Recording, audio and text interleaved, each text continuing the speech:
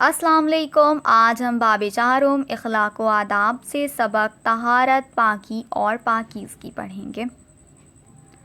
اسلام وہ دین ہے جس نے صفائی اور پاکیزگی کو نہ صرف لازم قرار دیا بلکہ اسے ایک وسیع مفہوم دیا، جس کے تحت صفائی سے مراد صرف جسم و لباس کا صاف ستھرا ہونا ہی نہیں بلکہ اس میں ماحول، فکر و خیال اور روح کی پاکیزگی بھی شامل ہے. اس کے لیے طہارت کا لفظ استعمال کیا جاتا ہے. پاک صاف رہنے والوں کو اللہ تعالیٰ پسند فرماتا ہے.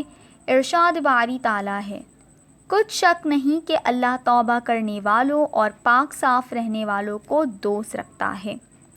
ایک اور جگہ ارشاد ہوتا ہے، اور اپنے کپڑوں کو پاک رکھو اور ناپاکی سے دور رہو. نبی کریم صلی اللہ علیہ وسلم کا طرز عمل. نبی کریم صلی اللہ علیہ وسلم طہارت و پاکیزگی کا خصوصی سے اہتمام کیا کرتے تھے.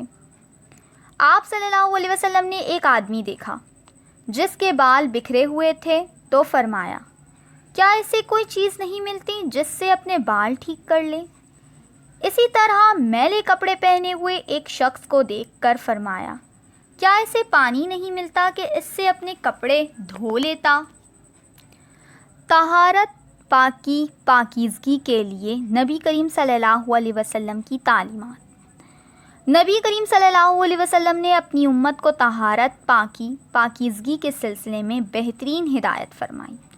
آپ صلی اللہ علیہ وسلم کی تعلیمات بہت سی باتوں پر کی گئی تھی، لیکن جن میں سے چند یہ ہیں.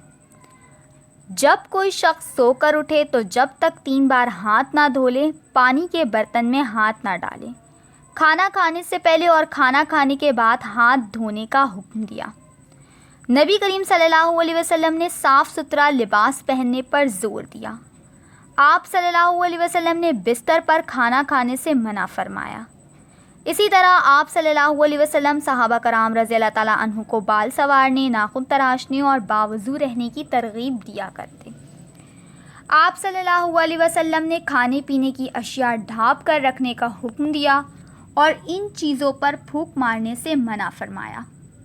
گھر کا کوڑا کرکٹ باہر نہ پھینکا جائے. چھینکنے اور کھانستے وقت منہ پر ہاتھ یا کپڑا رکھا جائے. جگہ جگہ تھوکا نہ جائے. ماحولیاتی آلودگی سے بچنے کے لیے درخت لگایا جائے. روح کی پاکیزگی کیا ہے؟ اسلام نے ظاہری طہارت کے ساتھ ساتھ روحانی طہارت و پاکیزگی کا بھی اہتمام کیا ہے. روح کی پاکیزگی کے لیے اچھی صحبت، اچھا ماحول، حلال رزق، دینی فرائض کی ادائیگی کے ساتھ برائیوں اور بری صحبت سے بچنا بھی ضروری ہے.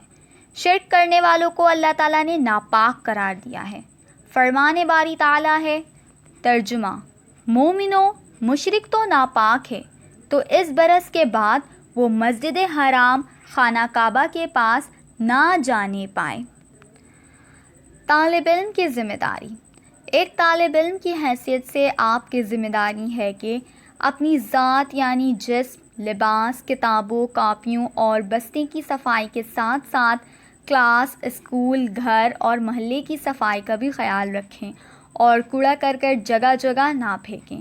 خراب عادتیں اپنانے سے گریز کریں، بری صحبت سے بچیں اور اچھے طور طریقے اپنائیں. اچھی کتب کا مطالعہ کریں. اجتماعی ذمہ داری.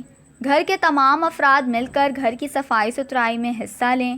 محلے کی سطح پر ایک کمیٹی تشکیل دیں جو صفائی کا خیال رکھے. اپنے اطراف کے ماحول کو صاف ستھرا رکھنے کے لیے شجر کاری کی جائے. جو امید ہے کہ سبق طہارت، پاکی اور پاکیزگی سے آپ نے بہت کچھ سیکھا ہوگا. اب آپ اس سبق کی مشق کریں. شکریہ.